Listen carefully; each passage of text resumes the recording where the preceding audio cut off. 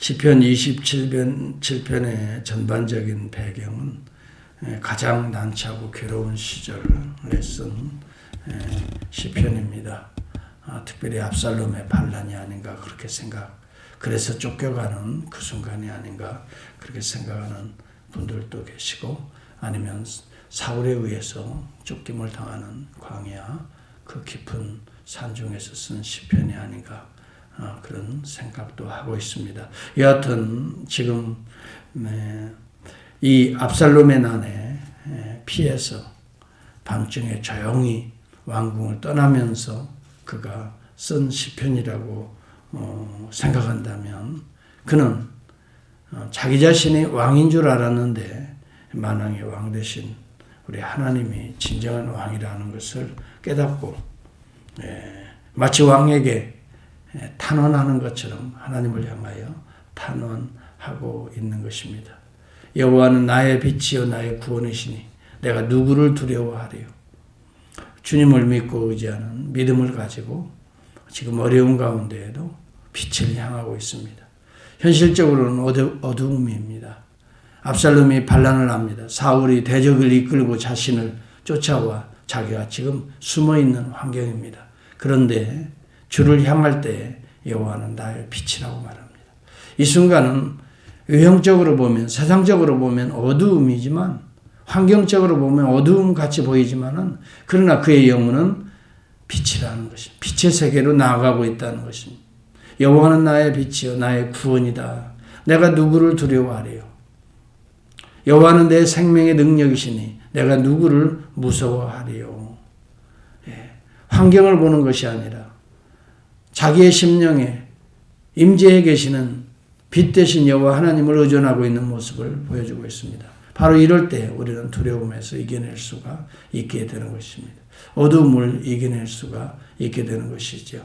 3절에 보면 군대가 나를 대적하여 진칠지라도 전쟁이 일어나 나를 치려할지라도 나는 여전히 태연하리로다.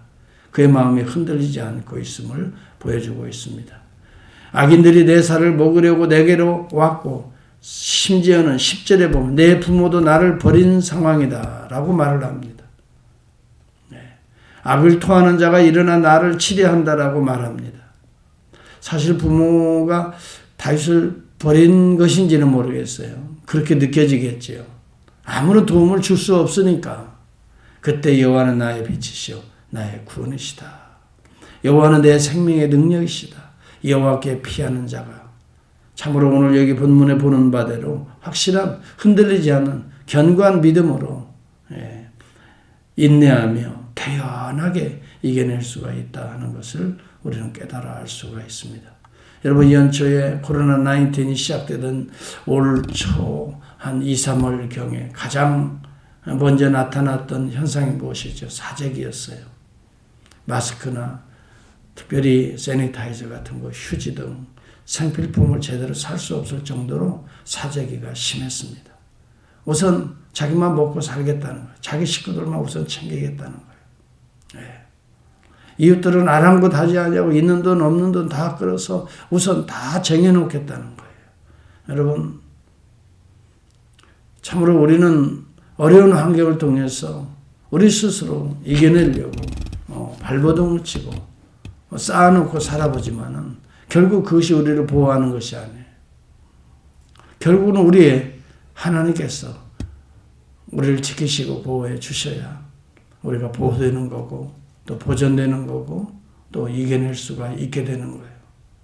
여러분, 남들이 사재기 한다고 나도 그걸 의지하고 사재기 할 필요는 없어요. 필요한 생필품은 필요하겠지만 정도껏 해야 되죠.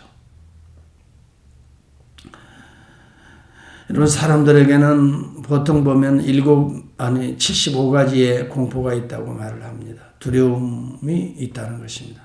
이것을 구체적으로 75가지로 이렇게 분석을 한 글을 제가 읽어봤어요. 그러면서 말을 합니다. 두려움이 올 때에는 모든 논리를 무력화시킨다고 말을 합니다. 논리가 없어지는 거예요. 두려움 앞에는. 상상을 파괴합니다. 자신감을 무너뜨립니다. 그리고 두려움은 자칫 나태와 비참한 상태로 빠지게 하는 파괴력을 나타내고 있다고 합니다. 엄청난 절망감을 줍니다. 평안한 마음과 행복을 다 빼앗깁니다. 관계가 그러므로 인하여 자기중심적이 되기 때문에 이제 깨어집니다. 여러분, 우리가 이렇게 어두움이 우리에게 물밀듯 밀려올 때 우리는 빛으로 나가야 되지 어둠에 깊이 빠지게 되면 어리석은 자입니다. 하나님의 말씀은 오히려 이러한 미궁에서 빛으로 나아오라고 다윗을 통해서 우리에게 교훈하고 있는 것이 아닐까요? 누가 나의 빛이십니까? 참빛 대신 이 땅에 오신 예수 그리스도십니다. 그분에게 나아가라는 거예요. 여기 다윗이 지금 바라보는 여호와는 나의 구원이요 여호와의 이름으로 오시니가 지금 누구입니까? 우리 주 예수 그리스도란 말이죠. 참빛 곧 세상에 빛이 임하였다라 비추었다고 말합니다. 어둠의 세상에 어둠의 내 심령에 빛이 비추었다라고 말을 합니다. 참빛이 자기 세상에 오매 백성들이 영접하지 아니하였으나 영접하는 자 곧 그 이름을 믿는 자들에게는 하나님의 자녀가 되는 권세를 주셨다고. 하나님의 자녀가 되면 누가 돌봅니까? 우리 아버지는 누굽니까? 우리 아버지 하나님께서 우리를 지키시는 것입니다. 그 아들을 통해서 우리의 죄악들을 씻어주시는 분이 우리 하나님 아버지십니다. 그리고 우리에게 믿음을 심어주시고 은혜를 인쳐주시는 분이 누굽니까? 아버지의 영, 예수 그리스도의 영, 성령님 아닙니까? 그렇기 때문에 우리는 어둠이 우리에게 밀려올 때에 우리는 빛의 세계로 나아가라. 구원의 주를 바라보라. 여기에 소망이 있었던 것입니다. 다윗은 숱한 어려움들을 겪었어요. 어려움들을 피하지 않았어요.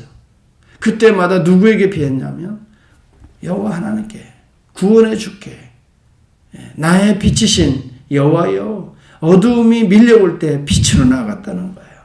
그러면서 그는 한 가지 바라는 것이 있다라고 여기 소원을 이야기합니다. 4절에 보면 내가 여호와께 바라는 그 한 가지라고 말합니다. 그것을 구하리니.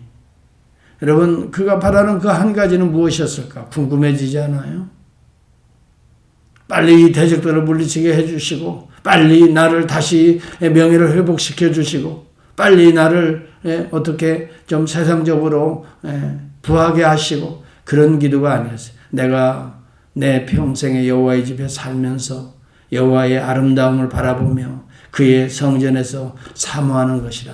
하나님의 집을 그렇게 사모했어요.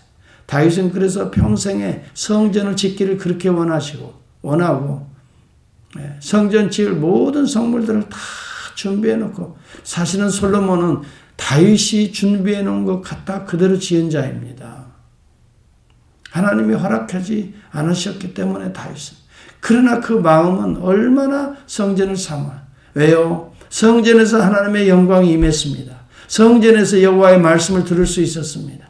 성전에서 자기 자신이 재물과 함께 죽을 수가 있었습니다. 성전에서 하나님의 생명의 떡을 먹고 빛을 받을 수가 있었습니다. 성전에서 향단불을 켜고 하나님을 향해 탄원을 올려드릴 수 있었습니다. 성전에서 여러분 하나님의 영광의 빛을 만날 수가 있었던 것을 그는 체험하고 있었기 때문에 그가 쫓겨다니면서도 성전을 바라보며 사모했습니다.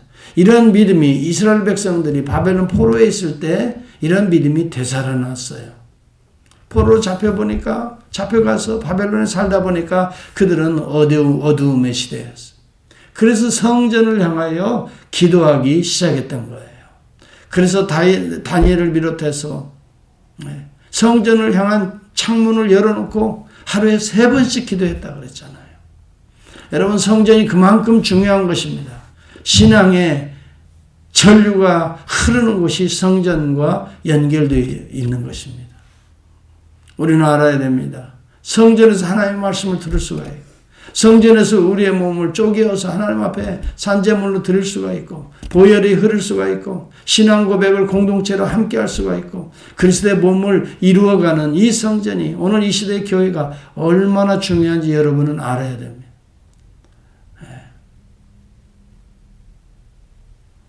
여러분, 내가 개인적으로 정말 예수 믿는 자는 그리스도의 몸 된 교회에 붙어 있는 것입니다. 함께 젖줄을 빨아먹는 것입니다. 함께 슬픔과 고통과 아픔을 나누며 함께 이겨내는 것입니다. 여러분, 이것이 오늘 그리스도의 몸된 성도의 모임이 교회인 것입니다. 개인적으로 여러분, 지금은 어려운 가운데서 개인적으로 이렇게 참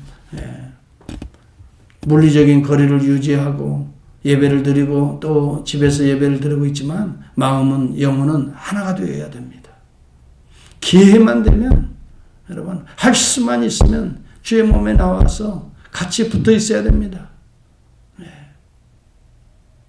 우리의 실수와 허물까지도 부닥치면서라도 같이 그리스도의 몸된 보혈로 씻는 훈련을 해야 되고 용서하는 훈련도 하게 되는 것이죠.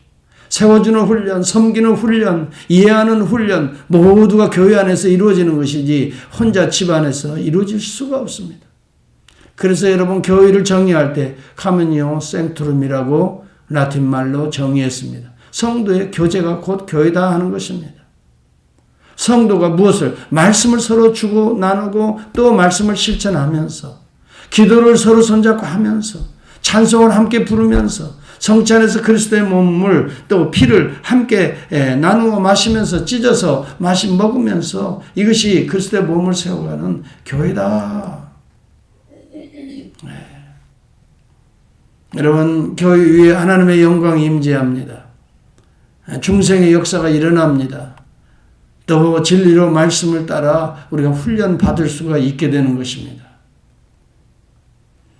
이것이 곧 다윗이 그렇게 성소를 사랑했던 이유였던 것입니다. 이런 은혜의 체험이 있었기 때문에 그는 쫓겨다니면서도 성소를 향하여 기도하기를 쉬지 않았던 것이죠. 제가 중국에 가서 보니까요, 산자교회도 있어요. 정부 당국에 허가를 받아서 있는 교회들도 있고 거기서 제가 설교도 하고 강의도 하고, 그런데 숨어서 드리는 지하교회도 있어요. 공안 당국의 눈을 피해서 이리저리 마치 간첩들이 서로 눈치해서 만나서 가는 것처럼 그렇게 해서 숨어서 성찬식을 하고 세례를 베풀고 왔어요. 참 그때 느낌이 지금도 생생한데 눈물밖에 안 나더라고요.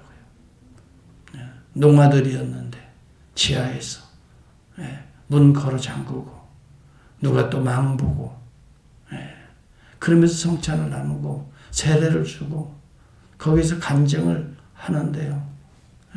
세례받는 사람이 간증을 하는데 그걸 통역해주고 저는 들었습니다. 그들의 말을 잘 모르니까.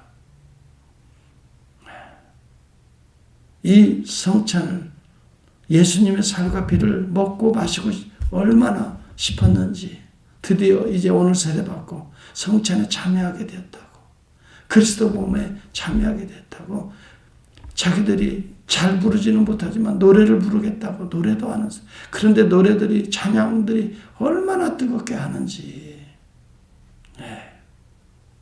6시간 7시간씩 산속 깊이 들어가서 거기는 어떤 부족들이 살고 있는 곳인데 천묘족이라고 그러더라고요. 아예 중국의 공안당국도 그렇게까지 들어가서 그들을 뭐 제재하거나 그렇게 할 여력이 없어요. 얼마나 그 꼬불꼬불하고 위험한 지역을 들어가 봤어요. 그랬더니 거기에 마을을 이루고 천묘족들이 세상과는 등진 모습으로 이렇게 살아가는데 그들이 할렐루야송을 그렇게 잘하더라고요. 예배를 드리는데 제가 그날 거기도 가서 설교를 했죠. 얼마나 할렐루야를 아름답게 부르는지 내가 너무 깜짝 놀랐어요. 아니, 이 깊은 산중에서 어떻게 찬양을 그렇게 합니까? 그랬더니 허드슨 테일러가 자기 조상들로부터 가르쳐 주었다는 거예요. 이 할렐루야를. 허드슨 테일러는 여러분 중국의 내지 선교회를 조직했던 최초의 선교사입니다. 영국 출신입니다.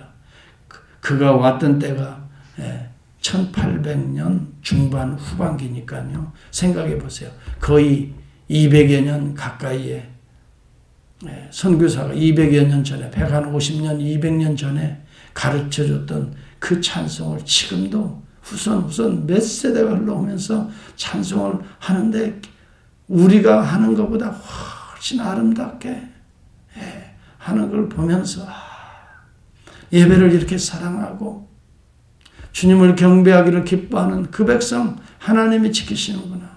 그 깊은 산중에서도 여호와의 빛이, 영광의 빛이 임하고 있는 그들의 모습을 보면서 이것이야말로 참된 예배구나, 참된 경배구나. 여러분, 여기에 하나님의 영광, 하나님의 승리가 임하고 있지 않겠습니까? 그 속에 들어가서 절망하며 낙심하며 살았더라면 그들은 이미 그 부족은 씨앗은 이미 다 파헤쳐지고 없어지고 끝났을 것입니다. 그러나 여호와의 영광의 빛이 꾸준히 그들 가운데 빛나고 있었기 때문에 그들은 지금도 그렇게 어린아이들까지도 쫄랑쫄랑 하면서 부족을 이루고 살고 있다 이 말입니다. 그들이 불행하게 생각하는 게 아니에요. 얼마나 즐겁게 뛰어놀면서 하나님을 찬송하고 예배하고 다 원근 각지에서 모이는 거예요. 예배 때가 되면 종을 치면 다 모이는데 모이는 그들의 얼굴을 보면 어떻게 뭐 억지로 끌려온 사람들의 모습이 아니에요. 이야, 하나님 만나는 하나님의 얼굴들이 그 속에 있는 거예요. 여러분, 이런 예배를 사모하는 자 위에 이제 내 머리가 나를 둘러싼 내 원수 위에 들리리니, 원수들이 핍박하고 조롱해도요, 어둠의 세력들이 여러분 코비드-19이 덮쳐도 이런 예배에 막을 수 없고 이런 은혜 중단할 수 없고 이런 영광이 끊어지지 않는다 이 말이에요. 여러분, 우울하게 조금 어려운 일만 있으면 푹푹 쓰러지고 말이죠. 좌절하고 낙심하고. 여러분, 성령의 충만함을 입어보세요. 하나님 예배드리는 걸 사모해 보세요. 진짜 예수님을 한번 만나보세요. 우리는 어떤 환경에서도 일어날 수가 있고요. 우리 얼굴빛은 밝아질 수밖에 없어요. 나의 빛이신 여호와여, 나의 구원이신 여호와여, 내 원수의 머리 위에 내 머리가 들리리이다. 여러분, 미래를 소망하며 확실한 믿음을 고백하는 거예요. 내가 산자들의 땅에서 여호와의 선하심을 보게 될 줄을 확실히 믿었도다. 13절에 그렇게 고백하고, 너는 여호와를 기다릴지어다. 강하고 담대한 너희여, 여호와를 기다릴지어다. 참 믿음이란 무엇일까요? 어려움이 있을 때, 나에게 시험거리가 올 때 이것을 잘 영적으로 주를 바라보며 어둠 속에 빠져서, 미궁 속에 빠져서 절망, 낙심, 불평, 원망, 시기, 질투하고 살아가는 것이 아니라 빛의 세계로 나와서 자유하며 오히려 주님의 구원을 바라보며 어둠을 이기는 삶이야말로 참된 믿음의 삶이에요. 믿음은 바라는 것들의 실상이라 그랬어요. 앞으로 임할 구원, 앞으로 임할 이 영광을 바라보면서 오늘 빛으로 나아가는 것, 이것이야말로 산자들의 땅에서 여호와의 선하심을 내가 볼 것이다 라고 믿었던, 고백했던 다윗의 심정이 아닐까 그런 생각을 하고, 우리 주님이 십자가에 오르실 때 바로 그것을 본 거예요. 앞으로 나타날 하나님의 구속의 즐거움, 영광을 바라보며 지금 십자가의 이 고통, 어려움, 버리움을 당하는 것을 개의치 아니하시더니 마침내 그가 보좌 우편에 오르셨도다. 빌립보서 히브리서 12장 2절은 말하고 있잖아요. 우리는 확실한 믿음을 가지고 하루하루를 이겨내야 되는 것입니다. 환경이 어려울 때일수록 여러분의 믿음을 테스트하고 있는 기간이다 생각하세요. 과연 이런 어려움들이 계속 하나님 우리에게 주실 때에 우리는 어떻게 그 시험지를 받아들일 수 있어요? 어떻게 이 시험지를 테스트할 수 있어요? 잘 믿음으로 해답을 써나갈 수 있기를 바랍니다. 말씀을 가지고 주님을 의지하고 성령의 지혜를 구하면서 오늘 또 우리에게 임하는 여러 시험들을 또 이기고 또 이기고, 이것이 참된 믿음의 사람이고 바라는 것들의 실상을 붙들고 나아가는 성도들의 실상인 것입니다. 다윗은 그런 믿음이 있었기 때문에 실수도 있었어요. 실패도 있었어요. 허물도 있었어요. 그러나 그 모든 것을 다 극복할 수 있었다 이 말이에요. 마침내 아버지의 영광을 회복했다는 거예요. 여기에 방점이 있는 겁니다. 우리에게는 우리 주 예수 그리스도가 계십니다. 그가 오늘 보내신 성령의 역사가 있습니다. 오늘도 바라는 자들에게 주신다고 약속했습니다. 성령은 우리의 연약함을 도우신다고 약속했습니다.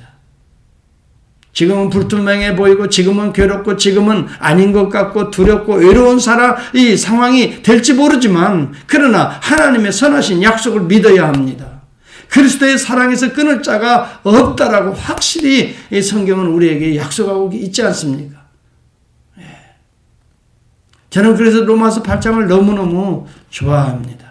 어려울 때일수록 항상 묵상하며 마음에 새기고 또 암송하고 또 암송합니다. 우리가 알거니와 하나님을 사랑하는 자 곧 그 뜻대로 부르심을 입은 자들에게는 모든 것이 합력하여 선을 이루리라. 아멘입니다. 아멘입니다. 모든 것입니다. 환경이 좋은 것도 있지만 나쁜 것도 있습니다. 나를 사랑하는 자도 있지만 배척하는 자도 있습니다. 대적하는 자도 있습니다. 여러분, 있을 때도 있고 없을 때도 있는 것입니다.